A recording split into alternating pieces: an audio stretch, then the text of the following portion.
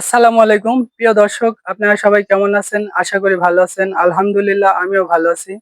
আমি এখন দাঁড়িয়ে আছি আমাদের ইদিলপুর জামে মসজিদের একদম গেটে। আপনারা দেখতে পাচ্ছেন যে আমার পিছনে গতকালকে বৃষ্টি হয়েছে। বৃষ্টি হওয়ার কারণে দেখেন প্রচুর পরিমাণে পানি বেঁধে আছে।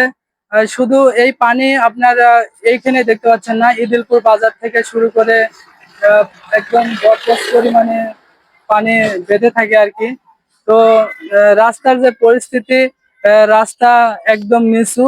আর আশেপাশে যে বাড়িঘর গুলো আছে এগুলা বাড়িঘর সব উঁচু, রাস্তা নিচু।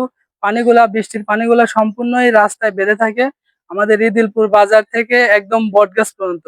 তো আমরা চাচ্ছি যে যুব সমাজের উদ্যোগে আমরা চাচ্ছি যে এই রাস্তার সাইড দিয়ে আমরা ড্রেন করে এই পানিগুলা বের করে দিতে চাচ্ছি। সরকারি রাস্তা, আমরা চাই এই রাস্তাটা সুন্দর হোক, সুন্দর থাক। আমাদের গ্রামের রাস্তা এটা। আর দেখাশোনার দায়িত্ব আমাদের, যারা রাস্তার আশেপাশে যাদের বাড়ি আছে তারা একটু হিংসুক আর কি। যদি তারা নিজ নিজ দায়িত্বে যদি পানিগুলা বের করে দিত তাহলে কিন্তু পানি বের হয়ে যেত। তো যাই হোক, আমরা যেহেতু বাড়িওয়ালারা তাদের সমস্যা, আমরা যুব সমাজের উদ্যোগে এই কাজটি করতে যাচ্ছি। পানি বের করে দেওয়ার একটা প্রস্তুতি নিব আমরা ইনশাল্লাহ। আপনারা সবাই পাশে থাকবেন।